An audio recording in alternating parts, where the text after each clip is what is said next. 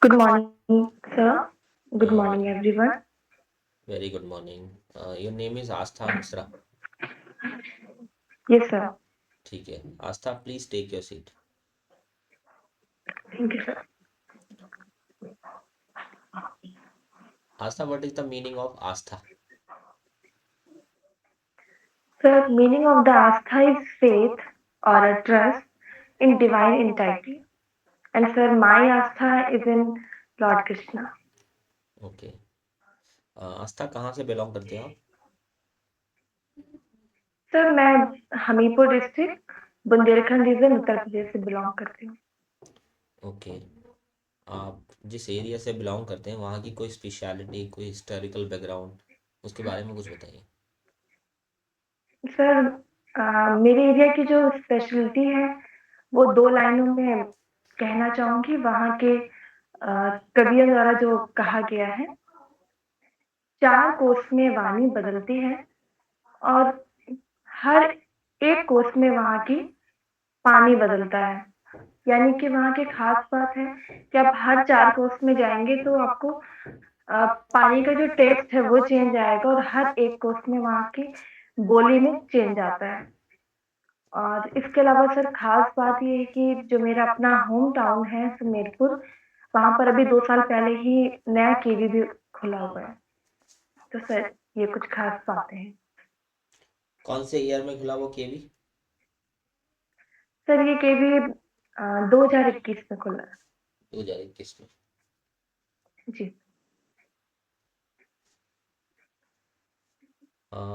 आस्था, आप टीचिंग में आने वाले हो और टीचिंग के करियर को आपने जब से स्टार्ट किया होगा तब से लेकर के आज तक आपने क्या सीखा? आपने टीचिंग के करियर को लेकर के आपके डिग्री डिप्लोमा की क्या खास लर्निंग रही, मतलब इन टोटलिटी आप बताइए कि अभी तक आपके टीचिंग प्रोफेशन से स्टार्ट होने से लेकर के आपके आज परमानेंट टीचिंग के सफ़र तक का क्या आ, एक समरी है वो बताइए.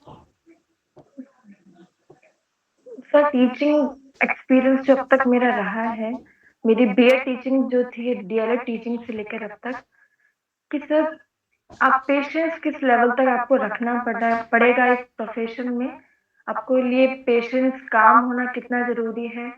एंगर इश्यू जो है वो नहीं होना चाहिए किसी भी कंडीशन में। और और सर एक इम्पॉर्टेंट चीज़ है जो कि केंद्रीय विद्यालय के विज़न में भी है कि हमें क्रिएटिविटी और जो इनोवेशंस हैं उनको हमें बढ़ावा देना है। तो टीचिंग के लिए कितना ज़रूरी है, टीचर की क्रिएटिव और इनोवेटिव होना कितना ज़रूरी है। ये सारी चीज़ें सर मैंने यहाँ पर अपने इस टीचिंग करियर में सीखी हैं और अपनी पर्सनैलिटी में वो सारी चीज़ें लाई भी हैं। चलिए आप अपना इंट्रोडक्शन दे दीजिए. Okay. My name is Aastha Mishra. I am from Hamirpur district, Bundelkhand region, Uttar Pradesh. My hobbies are exercising, writing poetry, and doing aerobics. Since majority of my family members are teaching profession, so I've seen this profession very closely. That it has everything, that is respect, a good financial status, and the most important thing that I really want to do in my life, really want in my life, that is endless learning. And during the first wave of COVID-19, I got a chance in Kendra Vidyalaya, Kant, working as a PRT contractual. And sir, it was a great journey for me from a beginner to a great, to a little bit experienced teacher. And sir, this is my fourth session working in the same KV. Here I developed a variety of skills like event management skills and using different ICT tools in teaching and some basic computer skills.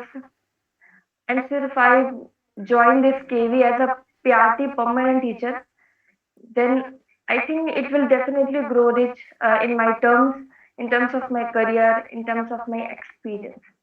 So that's all about me. Thank you once again. आपने बोला कि आप writing poetry right करते हैं, ठीक है. Hmm. हाँ. कौन कौन सी पोइट्री राइट की है आपने और कौन सी लैंग्वेज में करते हो? सर मुझे हिंदी भाषा पसंद है, तो मैंने हिंदी भाषा में कविताएं लिखी हैं। कुछ कविताएं मेरे जीवन से जुड़ी हुई हैं, जो जब मैं कुछ स्पेशल फील करती हूँ या मुझे कुछ स्पेशल दुख होता है या तो उस कंडीशन में मैं अपने विचारों को कविताओं के माध्यम से रखती हूँ। और कुछ सर मैंने मोटिवेशनल भी लिखी है, वो भी सर मेरी अपनी पर्सनल लाइफ से रिलेटेड। ठीक है, आप कोई मोटिवेशनल पोइट्री की 2 लाइनें हमें सुनाइए। जी सर।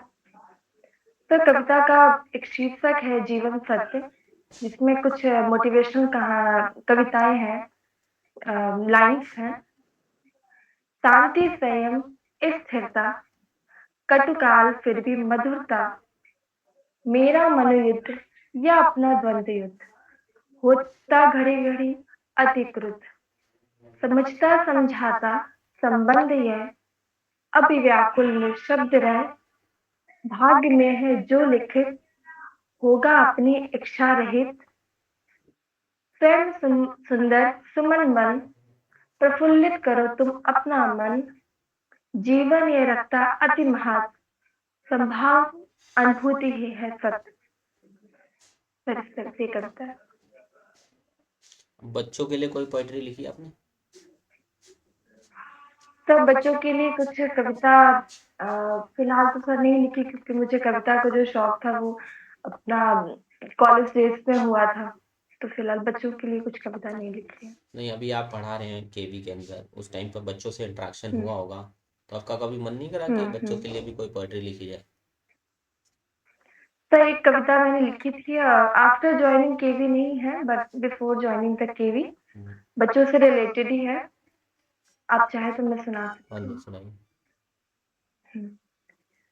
यूं ही एक शाम, या कहे यादों की वो शाम, बालकनी के बाहर मैंने उन बच्चों को देखा, याद आ गया मुझे भी बचपन अनोखा, खेलते खिलाते गिरते गिराते मासूम से वो बच्चे, ले गए मुझे उन दोनों की ओर, जब गुड़िया को सजाती थी मैं, भाई छेड़ता तो चिढ़ जाती थी मैं, रो देती जब कोई चोटी छेड़ता मेरी, और हंस देती जब कोई जिद पूरी करता मेरी। मासूम फोन की घंटी बजी, याद शहर फिर मैं लौटी, मासूम से वो बच्चे भी जा चुके, कई बार एक पल में हजार बार हंसा चुके, वर्तमान में तो आज हूँ बस कर्तव्य पथ की ओर, बढ़े चलूं बढ़े चलूं। चलिए कुछ कविता। Very good. आपने क्या डेमो टॉपिक प्रिपेयर किया है? सर मैंने हर सब्जेक्ट में काफी सारे टॉपिक तैयार किए हैं। ठीक है, ईवीएस में क्या टॉपिक प्रिपेयर किया है? सारे बता दो जितने भी। सर ईवीएस में, हाँ सर ईवीएस में food, animal and shelter and seasons, इसके अलावा games, health and hygiene, water, plant, ये सारे टॉपिक। ठीक है, हिंदी लैंग्वेज में बताइए क्या प्रिपेयर किया आपने? सर हिंदी लैंग्वेज में हमारे आसपास के जानवर, हमारा खान पान, हमारा, अच्छा सर हिंदी लैंग्वेज आप पूछ रहे हैं। यस। हाँ सर हिंदी भाषा में, हिंदी में मैंने कविताएं तैयार की हैं, 2 कविता तैयार की है, एक कहानी तैयार की है। इसके कविता अलावा हिंदी व्याकरण के जितने कविता भी कौन सी कविता कौन समय, सी तैयार की है? सर कविता मैंने कक्षा 1 की एक तैयार की है, जन्म दिवस पे पेड़ लगाओ। और इसके अलावा? इसके अलावा सर कक्षा 2 की कविता है, सावन का झूला, एक सावन गीत है। ठीक है, और इंग्लिश के अंदर? इंग्लिश में सर मैंने एक स्टोरी तैयार की है और 2 पोएम तैयार करी है। क्या? एक पोएम क्लास सेकंड से है, नाम? It's fun with it's fun. It's fun. जी सर। ठीक है, आप शेल्टर टॉपिक पढ़ा दो ईवीएस में फुल फ्लेज, ठीक है। और इसके अलावा हम्म। सावन का झूला आपको एक्शंस के साथ ये पोइट्री रिसाइट हम्म करनी है। And hmm it's fun. जो आपने क्लास सेकंड की इंग्लिश की पोइट्री बताई है, इसको भी आपको एक्शन के साथ रिसाइट करना है। Gesture, hmm posture, expression okay सभी सर। चीज़ें होनी चाहिए। ठीक है, ओके सर। ओके, स्टार्ट करें।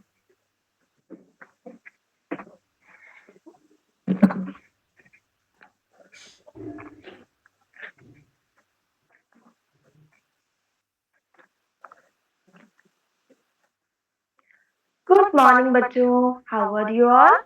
Are you okay? Very good. I am also good बच्चों। अच्छा, आपको पता है कल क्या हुआ मेरे नेबरहुड में? जानना चाहोगे? ओके, तो कल ना मेरे नेबरहुड में दो बच्चे रहते हैं। एक बच्चे का नाम है पिंकू और एक का नाम है पिंकी। दोनों बच्चे क्या हुआ, कल स्कूल से पता नहीं शाम को घर आए। सोचो शाम को क्यों आए होंगे, और बहुत रोते रोते भी आए थे। इसलिए क्योंकि जब वो स्कूल से रिटर्न हो रहे थे, तब उन्होंने सोचा रास्ते में क्यों एक जंगल पड़ता है, जंगल में जाकर घूम कर आते हैं, देखते हैं यहाँ पर क्या क्या चीजें हैं। दोनों बच्चे बिना घर में किसी को बताए उस जंगल पे चले गए। और जाने के बाद वहां पर उन्होंने बहुत सारी चीजें देखी। वहां पर बहुत सारे पेड़ देखे। क्या क्या होता है जंगल में, बताओ जरा। करेक्ट, जानवर होते हैं, और वो भी वाइल्ड जानवर होते हैं ना। करेक्ट। और क्या देखा होगा, झाड़ियां देखी होगी, है ना। पेड़ फूल सब कुछ देखा होगा। पहले तो ना बहुत अच्छा लग रहा था, फिर धीरे धीरे क्या हुआ, उन्हें डर लगने लगा क्योंकि वो रास्ता भूल गए थे। अब उन्हें समझ भी नहीं आता वो आखिर जाए तो कहाँ जाए। तभी उन्होंने देखा एक अंकल उनके पास आए जो थे ranger. You know who is ranger? Ranger वो होते हैं जो हमको, जब हम जंगल में खो जाते हैं ना, तो हमें बचाने के लिए कुछ लोग होते हैं, उन्हें हम रेंजर बोलते हैं। ठीक है। तो उन्होंने उनको घर जाके छोड़ा, और रास्ते में उनको ये भी समझाया कि आप कभी भी किसी को बिना बताए घर से नहीं निकलोगे। और उस दिन उन बच्चों ने डिसाइड किया कि आज के बाद हम कभी भी किसी को बिना बताए घर से नहीं निकलेंगे। आप लोगों को भी तो नहीं निकलना चाहिए ना, है ना। और उस दिन उन्हें पता चला कि हमारे लिए हमारा घर कितना ज्यादा इम्पोर्टेंट है। राइट। हमारे लिए हमारा घर कितना ज्यादा इम्पोर्टेंट है। और घर की अगर बात करें तो घर भी बच्चों आप जानते हो सबके अलग अलग घर होते हैं। एनिमल्स के घर तो एनिमल के जंगल है, तो उन्हें कोई इशू नहीं है ना, वो आराम से जंगल में रहते हैं। बट हमारे घर तो जंगल में नहीं है ना। तो हमें हमारा घर, यानी हम कह सकते हैं बच्चों घर को ही, हाउस को ही हमारे को शेल्टर। तो बच्चों आप इसे आज का जो हमारा टॉपिक है वो है शेल्टर। शेल्टर को आप हाउस से भी डिनोट कर सकते हो। क्या कह सकते हो? हाउस भी कह सकते हो। Shelter in the same. अच्छा, जैसे बर्ड्स का घर क्या होगा? क्या होगा हाउस उनका? नेस्ट होगा। पर नेस्ट को हम प्रॉपर हाउस तो नहीं बोल सकते ना, तो हम इसे कहेंगे कि बर्ड्स का शेल्टर नेस्ट होता है। राइट। ऐसे ही बियर का शेल्टर कह सकते हो केव्स होता है, या लॉयन का शेल्टर केव्स होता है। राइट। तो आज हम बच्चों पढ़ रहे हैं शेल्टर के बारे में। अच्छा, हमने हाउस की इम्पोर्टेंस क्या देखी, कि हमें हाउस क्यों इम्पोर्टेंट है, उन बच्चों को क्यों पता चला होगा कि हाउस क्यों इम्पोर्टेंट है। पहली चीज, वो बच्चे रास्ते में थक भी गए होंगे जंगल में। तो हाउस गिव्स अस, हाउस जब होगा तो हम हाउस पे क्या क्या कर सकते हैं, रिलैक्स एंड स्लीप कर सकते हैं। Right. House protect us from rain and also from wild animals, right? और क्या क्या हमें हाउस प्रोवाइड करता है? हाउस हमें सोने के लिए भी, रहने के लिए भी, और हम खेल भी सकते हैं। राइट। तो हाउस हमारे लिए इसलिए इतना ज्यादा इम्पोर्टेंट है। अब बच्चों, हाउस तो हमें पता चल गया। अब हाउस के भी ना बच्चों टाइप्स होते हैं, कि कौन कौन से टाइप के, अलग अलग तरह के आपने देखे होंगे। आप सब भी अच्छा बताओ, मौलिक मुझे बताएंगे कि आपका घर किस कलर का है? येलो कलर का। और इसमें कितने फ्लोर्स हैं? 2 फ्लोर्स है। Very good. मौली आप बताओ। ओके, आपका 1 फ्लोर का और ब्लू कलर का हाउस है, तो डिफरेंट है ना। मेरा भी आप घर है। तो आप लोग आपने देखा होगा टू टाइप्स के हाउस होते हैं। कुछ हाउस जो होते हैं ना बच्चों, इस टाइप के होते हैं, और कुछ हाउस जो होते हैं प्रॉपर बड़े से होते हैं, राइट। अब होता क्या है, ये जो हाउसेस होते हैं, कुछ हाउस जो होते हैं बनते हैं किससे, they made from mud, straw, bamboo, correct. तो उन सारी चीजों से जो हाउस बनते हैं उन्हें हम बोलते हैं बच्चों कच्चा हाउस। क्या कहते हैं, कच्चा house, correct. And the house made from cement, concrete, bricks, इन सारी चीजों से जो बनते हैं उन्हें हम बोलते हैं पक्का हाउस। क्या कहेंगे बेटा, पक्का हाउस।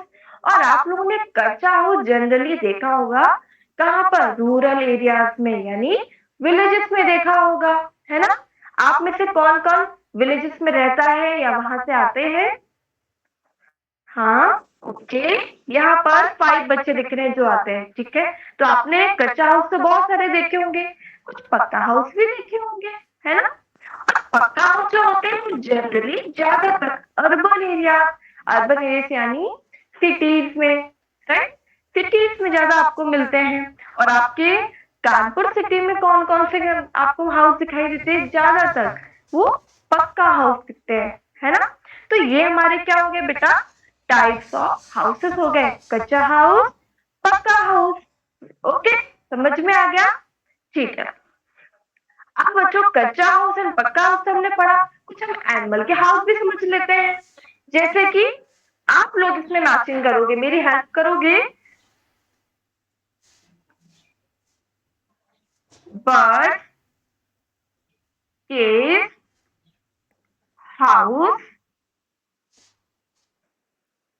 लिजर्ड। किसको किसको लिजर्ड से डर लगता है, ओके,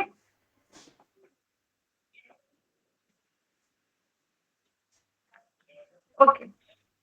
अच्छा जरा ये बताओ कि बर्ड्स का जो वो हाउस होता है वो क्या होता है, करेक्ट, नेस्ट।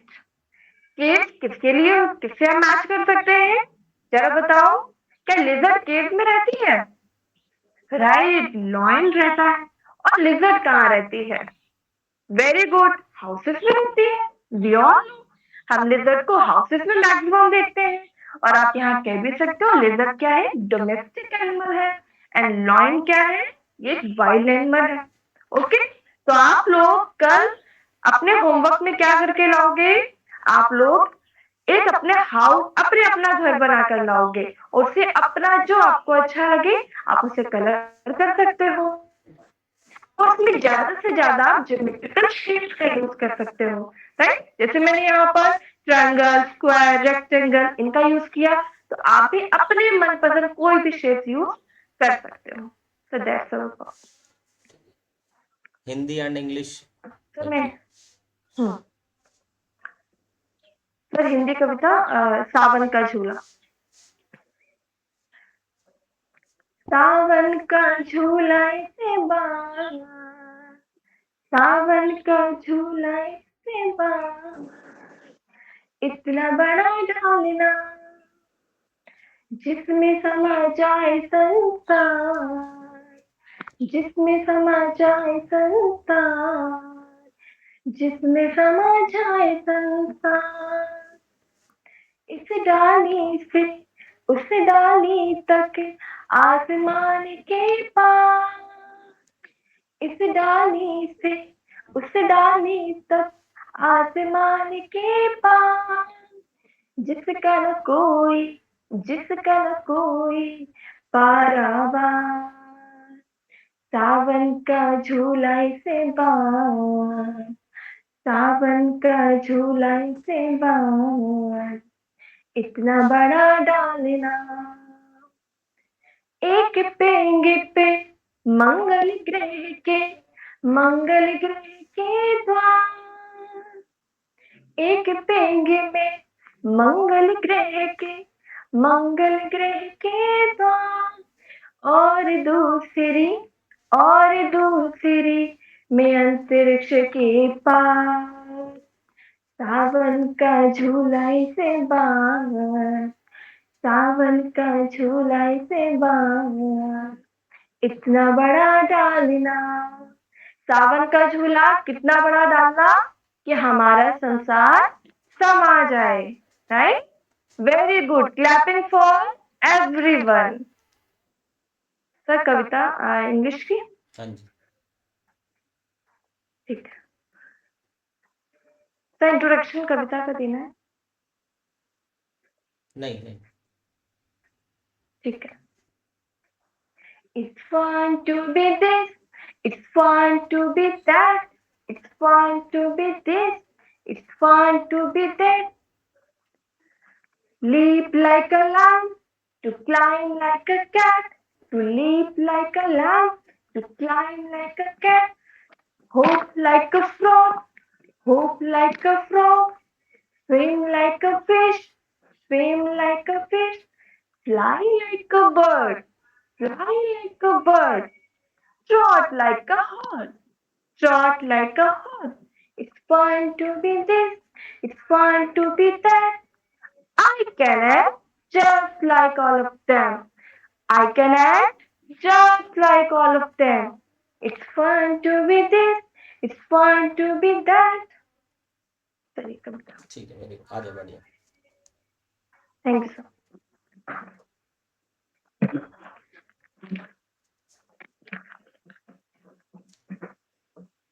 आस्था, बच्चों में सोशल स्किल्स कैसे डेवलप कर सकते हैं? तो बच्चों में सोशल स्किल्स के लिए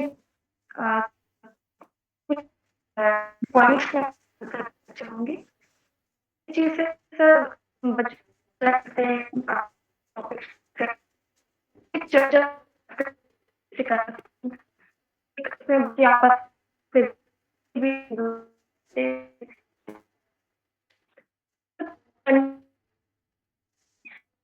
कोई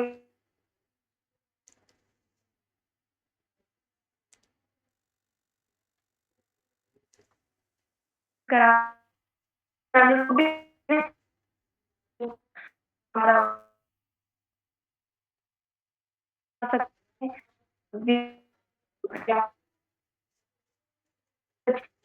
खाना सब बैठेंगे जो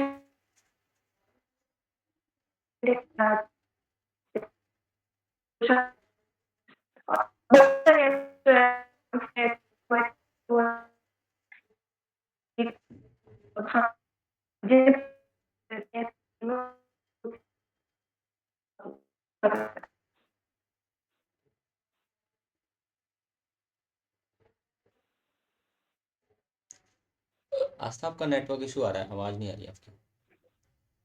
आप चाहो तो दोबारा कनेक्ट कर लो।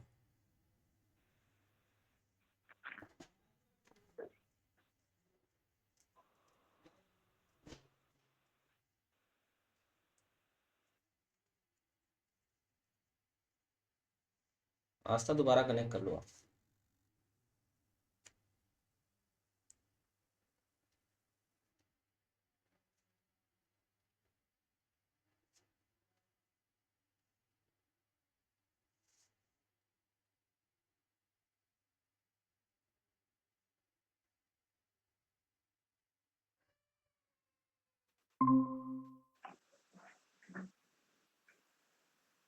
Sir am I visible? Yes.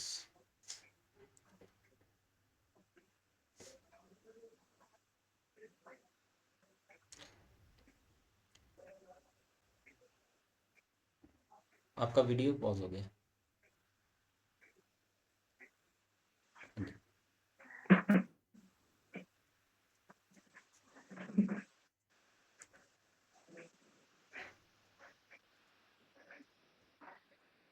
आस्था, बच्चों का ओवरऑल डेवलपमेंट कराने के लिए क्या क्या चीज़ें कराई जा सकती हैं स्कूल प्रमाइसिस के अंदर? सर ओवरऑल डेवलपमेंट के लिए अगर सबसे पहले बात करें फिजिकल डेवलपमेंट के लिए, तो गेम्स है, डेली एक्टिविटीज हैं, और सर उनके ओवरऑल डेवलपमेंट को जो उनका फिजिकल डेवलपमेंट को चेक करने के लिए उनके हेल्थ कार्ड्स बनते हैं, तो उनसे हम कंटिन्यू मॉनिटरिंग कर सकते हैं। इसके अलावा इमोशन डेवलपमेंट के लिए सर बच्चों में आपस में जो हम जब मैंने अभी बात की थी पीयर लर्निंग की, तो वहाँ पर इमोशन डेवलपमेंट होता है। इसके अलावा इतनी सारी कविताएँ हैं, अगर कक्षा 1 एंड 2 की देखी जाए तो इसमें जो कविताएँ हैं उनमें कहीं न कहीं इमोशनल वेलबीइंग को ध्यान दे के किया जा रहा है। तो बच्चे पाठ को पढ़ेंगे तो उसमें अपने आप से वो चीज़ डेवलप करते हैं। और सर कॉग्निटिव डेवलपमेंट के लिए, उनके संज्ञानात्मक विकास के लिए हम बहुत सारी पहेलियों का प्रयोग कर सकते हैं, पज़ल्स का प्रयोग कर सकते हैं कक्षा में, और ऐसे क्वेश्चन पूछें जिसमें बच्चे क्यूरियोसिटी उनको हो, क्वेश्चन में से पूछे भी, बेस्ट ऑब्जर्वर बने, तो ये सारी चीज़ें उनका कॉग्निटिव डेवलपमेंट हो जाएगा और फिर सर ओवरऑल डेवलपमेंट कंप्लीट होगा। ठीक है, वेरी गुड।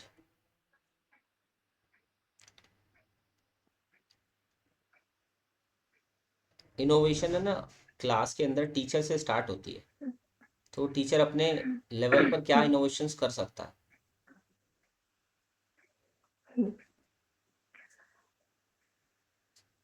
सर इनोवेशंस में टीचर्स जो है सबसे पहले तो जब भी कोई क्लास स्टार्ट कर रहा है तो टीएलएम ज़रूर लेकर जाता है। तो पहला इनोवेशन वो अपने टीएलएम में कर सकता है कि वो किस तरह से एक यूनिक वे में टीएलएम को बनाए, जो बच्चों की नीड को कंप्लीट कर रहे हों। अगर वो चैप्टर में पढ़ाना है तो हम ऐसे कौन से टीएलएम बना सकते हैं, और ऐसा इनोवेशन उसमें करें कि इसमें अदर चीज़ों का भी इंक्लूड हो जाए, चाहे वो आईसीटी को लेकर हो। आईसीटी के थ्रू हम कुछ ऐसे प्रिंट्स बनाएँ, कुछ ऐसे वर्कशीट बनाएँ, जो बच्चों के लिए इम्पोर्टेंट हो, एक ये इनोवेशन हो सकता है। क्राफ्ट वर्क यूज़ कर रहा है टीचर, तो उसमें भी वो इनोवेशन कर सकता है, अपनी नए-नए चीज़ें क्राफ्ट के थ्रू बना सकता है। टीचिंग स्टाइल में भी सर इनोवेशंस हो सकते हैं कि वो ज़रूरी नहीं कि वो क्लास में ही टीचिंग करवाए, वो ग्राउंड में ले जाकर बच्चों को खेल-खेल में टीचिंग करा सकता है। कुछ बैठ के भी कभी-कभी हम टीचिंग कर सकते हैं, और स्कूल का टूर ले सकते हैं, पूरा गार्डन टूर ले सकते हैं, या डिफरेंट-डिफरेंट जो लाइब्रेरी का टूर ले सकते हैं। तो ये इनोवेशंस ही है सर एक तरह से टीचिंग में, इस तरह से वो अपने से स्टार्ट कर सकते हैं। एक लास्ट क्वेश्चन है, आप एज ए जी, पर्सन जी, क्या हो, वो डिफाइन कर दो। जी। Sir as a person I am calm in one word. मैं से बहुत काम रहती हूँ। कोई भी ऐसा इश्यू आता है, लाइफ कोई भी सिचुएशन होती है, तो मैं उसमें पॉजिटिव और नेगेटिव दोनों चीज़ को मैं डिसाइड करती हूँ। तो मेरे लिए हर एक कंडीशन में काम रखती हूँ अपने आप को। सर एक चीज़ ये रही। हर एक कंडीशन में कामनेस रखना एक बीमारी भी हो सकती है, हुँ। अर्थात। नहीं सर, मेरे हिसाब से मुझे नहीं लगता एक बीमारी हो सकती है। अ, मैंने मैंने अभी आपको एक कविता सुनाई थी जिसमें एक लाइन थी लास्ट में कि जीवन ये रखता अति महत्व संभाव अनुभव अनुभूति ही है सत। यानी अगर आप जीवन में संभाव रखते हैं, हर कंडीशन में आप दुख है में बहुत ज़्यादा दुखी मत होइए, खुश में इतना ज़्यादा खुश मत होइए, तो उस कंडीशन में आप हमेशा बैलेंस्ड रहेंगे। आपको कभी कंडीशन अगर नेगेटिव आ रही है तो आप बहुत ज़्यादा परेशान भी नहीं होंगे। तो मेरे हिसाब से संभाव होना बहुत ज़रूरी है। चलो, मैं आपको एक सिचुएशन देता हूँ, आप बताना। जैसे हुँ, क्लासरूम में अगर आप टीचिंग करा रहे हैं, टीचिंग कराते समय हुँ, आपको बहुत सारे इमोशंस का ध्यान रखना होता, ठीक है, और आपने कहा कि मैं कामनेस रखूंगी, राइट। तो क्लासरूम टीचिंग में हुँ। आपकी एक्साइटमेंट की ज़रूरत है और आप कह रहे हैं कि मैं कामनेस रखूंगी, ऐसे कैसे हो सकता है? Sir kind sir calmness in my nature है ऐसा कि मेरा अपना पर्सनल नेचर है, not in teaching time. Teaching time में कि मैं क्रिएटिव रहती हूँ और बच्चों के सुनती हूँ, और कामनेस इन द सेंस कि वो बच्चे में से कितनी बार भी क्वेश्चन पूछ सकते हैं, मुझे कोई ऐसा एंगर इशू नहीं होता कि मैं अभी बता चुकी, मैं दोबारा नहीं बताऊंगी, वो कंडीशन नहीं आ पाती है। कॉपी जब मैं करेक्शन करती हूँ तो उसमें मैं बहुत काम रहती हूँ, मैं हर एक पेज को प्रॉपर वे में पढ़ के ही उनका करेक्शन करती हूँ। मुझे कुछ ऐसा नहीं होता कि मुझे जल्दी कॉपी कंप्लीट करनी है, या मुझे बस असेसमेंट जल्दी से कर देना है किसी भी कंडीशन में। और सर बच्चे अपने एक्सपीरियंस डेली शेयर करते हैं, तो उस टाइम पे कामनेस होना बहुत ज़रूरी है क्योंकि कई बार कुछ टीचर्स मना कर देते हैं, नहीं आप ये नहीं बताओ, मत बताओ। तो उस समय सुनना, पेशेंस के साथ सुनना बहुत ज़रूरी होता है कि वो क्या बोल रहे हैं। ठीक है। Are you introvert in nature? Sir, I was in introvert in nature, but now I'm moving to introvert to extrovert. आपने, अगर आप बुंदेलखंड से ही बिलोंग करते हो आप? जी सर। ठीक है। वहाँ की एक फेमस कहावत है, बोलो चालो बको मत। सुनी? हम्म। सर सुनी देखो तो नहीं भालो मैंने। तको मत, बोलो चालो बको मत, हम्म। है ना?